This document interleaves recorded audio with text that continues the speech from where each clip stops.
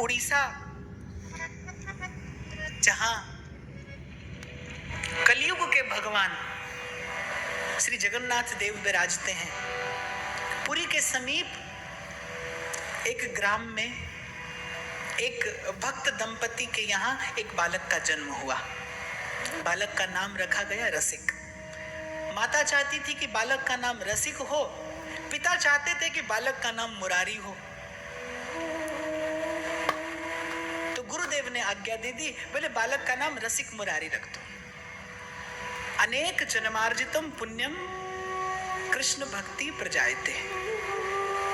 जन्मों के पुण्य संचित होते हैं, तब किसी कुल में भगवत भक्त का जन्म होता है। कुलम पवित्रम जननी कृतार्था वसुंधरा पुण्यवती चते।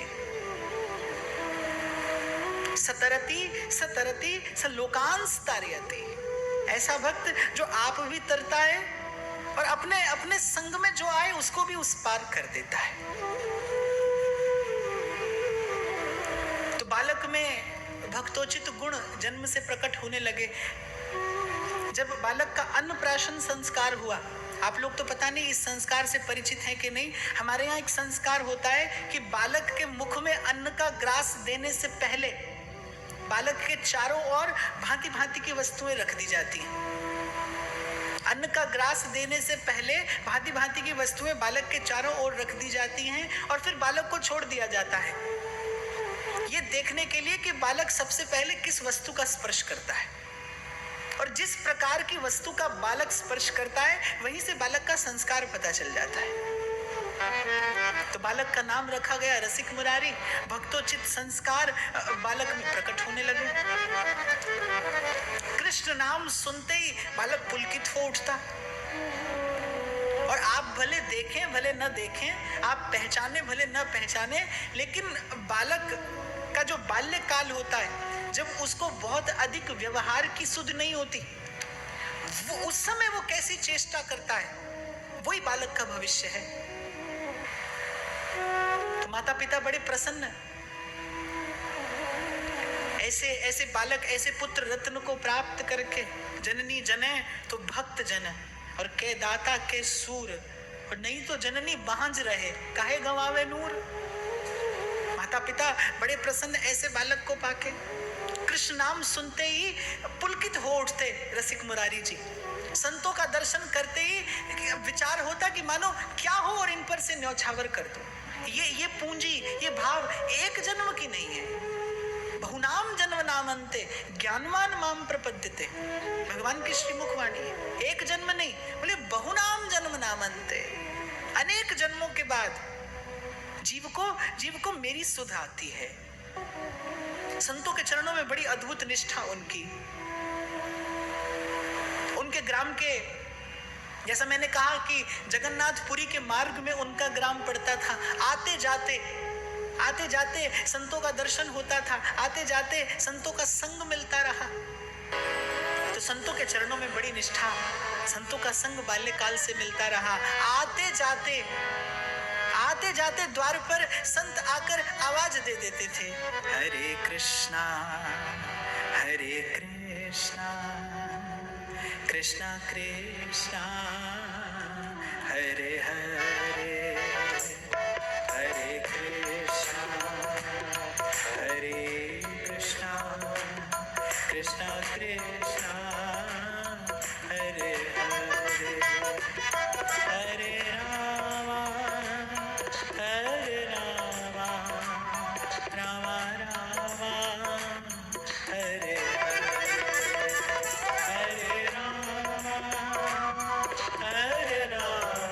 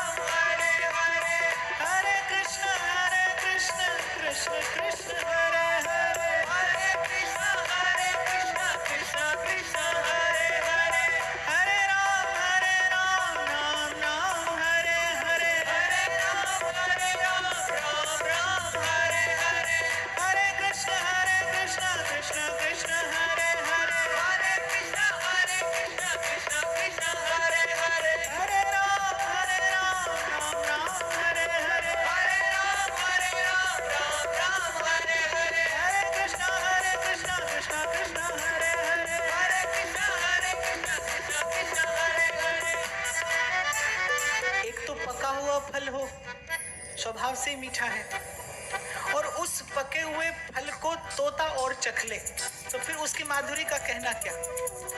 ऐसे हरि नाम स्वभाव से मधुर है, और वही हरि नाम जब भक्त के मुख से निसृत हो, संत के मुख से निसृत हो, तो माया का बंधन काट देता है, कर्म का बंधन तोड़ देता है। संतों के मुख से सुनने को मिलता था हरि नाम बालक रसिक मुरारी को। ओ हरे राम राम राम हरे हरे, हरे राम राम राम हरे हरे, हरे कृष्ण कृष्ण कृष्ण हरे हरे, हरे कृष्ण कृष्ण कृष्ण हरे हरे। पोषण हुआ बालक का संतों के ऐसे सुमधुर नाम संकीर्तन से। गुरु की प्राप्ति के लिए उनका मन ललचाने लगा, और मैं लगभग किसी न किसी प्रसंग में निवेदन कर ही दिया करता हूं कि कभी भी गुरु को खोजने का प्रयास मत करना, ढूंढने मत निकल पड़ना। तो गुरु के लिए छटपटाने लगे, लेकिन गुरु को खोजने का प्रयास नहीं किया, हरि नाम का आश्रय लिया, सतत हरि नाम लेते थे। कभी तो दीन दयाल के भनक पड़ेगी काम। और मन ही मन विचार भी करते, बोले प्रभु क्या मुख ले विनती करूं, लाज आवत है मोह, तोहे देख अवगुण करूं, कैसे भाऊं तो। बोले प्रभु क्या मुख लेके मैं आपसे सतगुरु की चरणों की याचना करूं, क्या मुख ले विनती करूं, लाज आवत है मोए। पर फिर भी अवगुण मेरे बाप जी, बख्श गरीब निवाज, जो मैं पूत कपूत हूँ तो पिता को लाज। और ज्ञान और कर्म निष्फल जाता है, जा सकता है, पुकार कभी निष्फल नहीं जाती, उत्तर मिलता ही है। रसिक मुरारी जी को भी उत्तर मिला कि वृंदावन धाम चले जाओ। श्री ठाकुर जी ने गुरुदेव के नाम का भी संकेत कर दिया कि श्यामानंद नाम के एक बड़े भजनानंद संत हैं, उनके चरणों का आश्रय ले लो। नाचने लगे रसिक मुरारी।